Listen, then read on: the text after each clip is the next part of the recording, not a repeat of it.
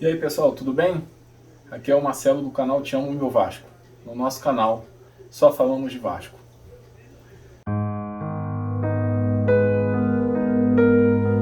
Que jogo pavoroso esse do Vasco contra o Curitiba, hein, gente?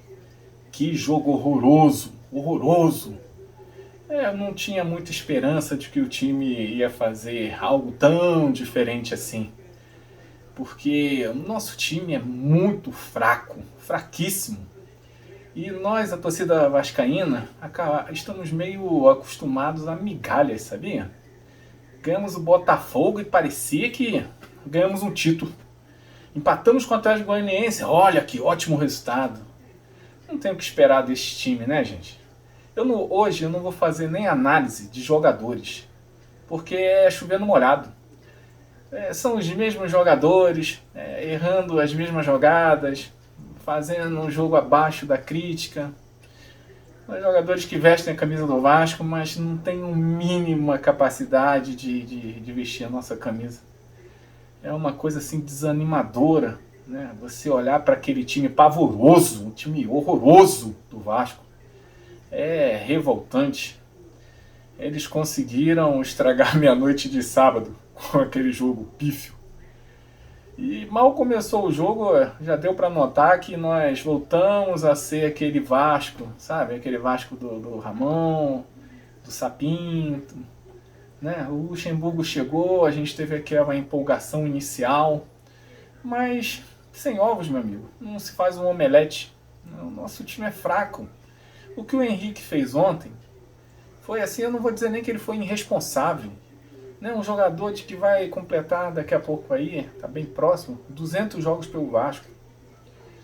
Eu tenho a seguinte tese: um profissional, seja ele um médico, um advogado, né, um juiz, um jogador de futebol, né, seja ele qual profissão for, se o cara participa de um processo, no caso a profissão do Henrique é jogador de futebol, e ele não consegue se destacar nem positivamente, nem negativamente, então ele é um profissional inerte. Assim, não faz diferença nenhuma.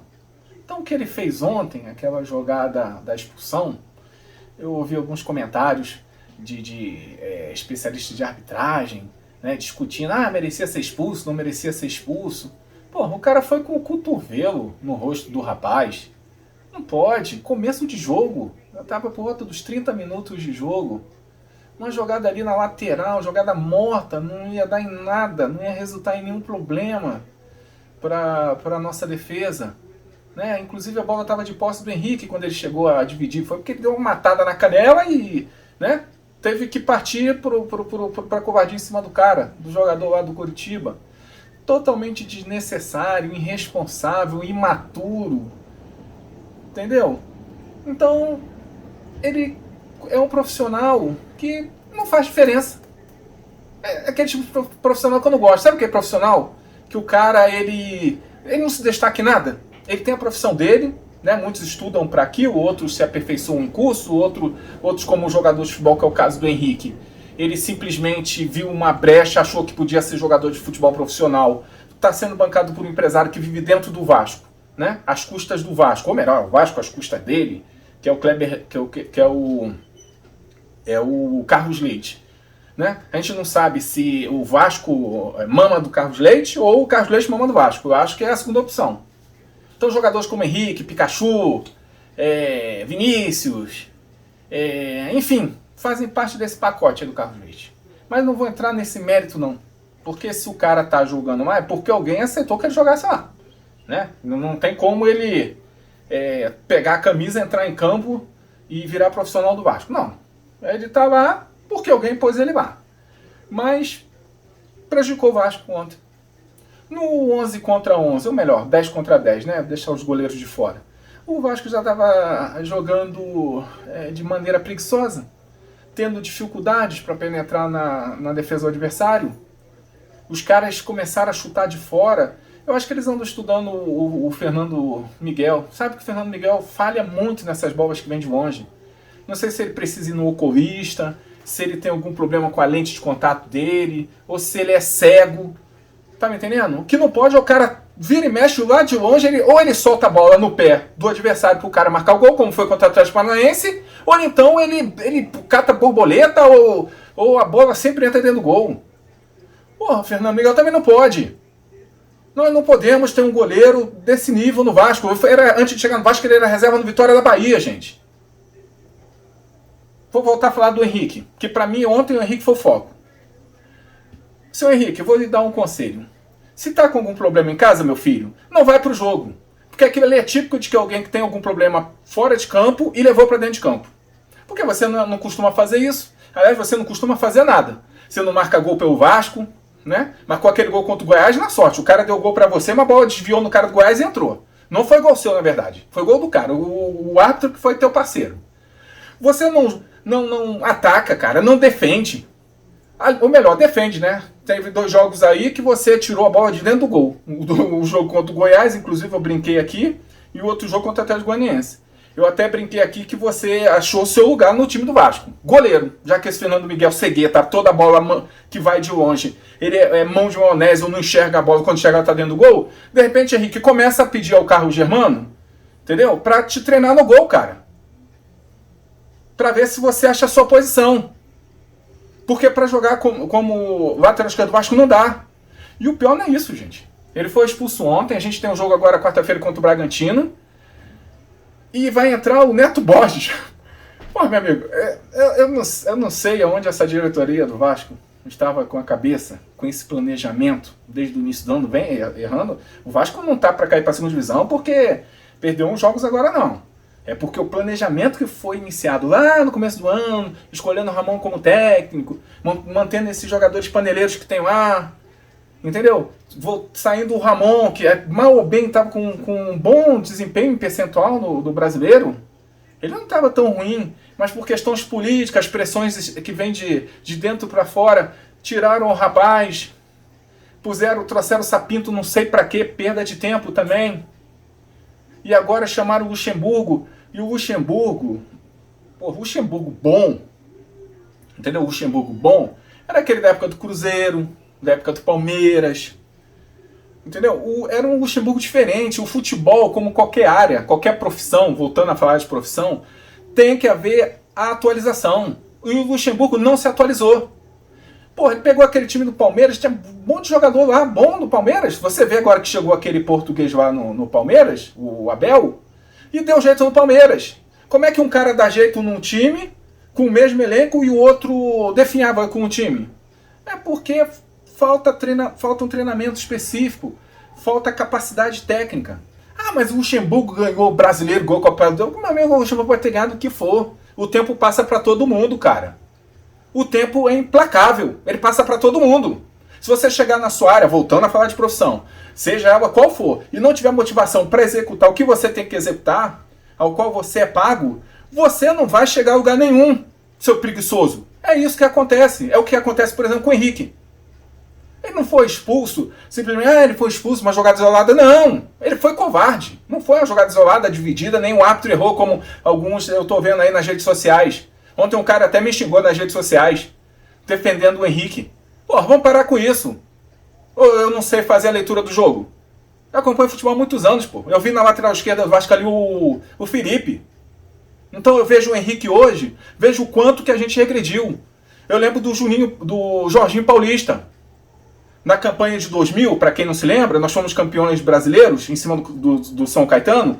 O lateral esquerdo é o Jorginho Paulista. Ah, mas naquela época o Vasco tinha um timaço, é fácil jogar com o time dele. Não, rapaz, o cara era bom de bola.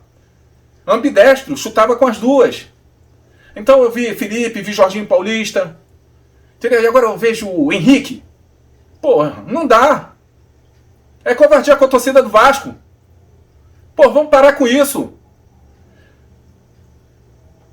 O Castan ontem também. Porra, o Castan já era pra ter sido barrado há muito tempo. O chefe da panela. Por que o Pikachu joga nesse time, Luxemburgo? O Pikachu não sabe nem pra onde vai. Ontem no lance do jogo o cara caiu sozinho ali no segundo tempo, lá pela esquerda. Pô, nem eu que jogo pelada caio sozinho. Não sou profissional de futebol.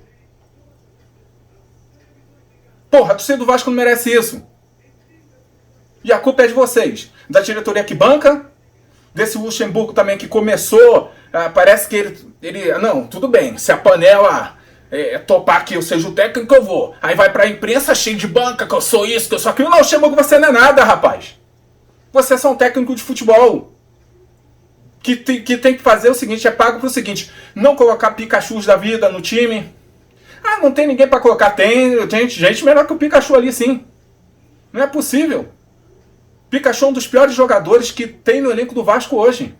Não estou falando do time em si, não. Estou falando do elenco geral. Inclusive puxando os júniores, puxando o juvenil e de repente o pré-mirim, o mirim, o fraldinha. O Pikachu não pode sequer ser banco do Vasco. Mas enfim. Então hoje o que eu tinha para falar era isso. Eu estou indignado com esse jogo que o Vasco fez ontem. Indignado. Ontem dormi chateado. Quer dizer... Na semana anterior eu dormi feliz. Ganhamos do Botafogo, pô, foi uma alegria danada. Aí ontem já dormi chateado. Ou seja, é um time que não vai levar nada. O time do Vasco é a cara do Henrique. Irresponsável, descompromissado, sem atitude, sem responsabilidade. Que um profissional, voltando a falar do termo profissional, o cara tem que ser profissional no âmbito de todas as áreas possíveis. Da responsabilidade, da urbanidade, no caso do Henrique, do treinamento, das práticas de jogo, tática e técnica. Nota-se que ele não tem nenhum desses aspectos. Ah, mas não tem ninguém melhor que o Henrique. Ah, meu amigo, bota alguém de juvenil. Sobe todo sub-20. Eu prefiro cair para a segunda divisão com os meninos. Tá entendendo que eu tenho certeza que eles vão correr? Do que com esses bosta que estão lá no Vasco. E para culminar, essa brigaiada aí da cadeira de presidente. Isso é uma palhaçada com o torcedor do Vasco. É um golpista de um lado, é o outro dizendo que ganhou do outro. É o Roberto Monteiro falando que a posse será dia 25, quando em tese deveria ser até o dia 22. Rasga um estatuto de um lado, rasga um estatuto de outro. E a torcida do Vasco fica nesse meio aí. Você acha que o Campelo, o Salgado estão preocupados com isso?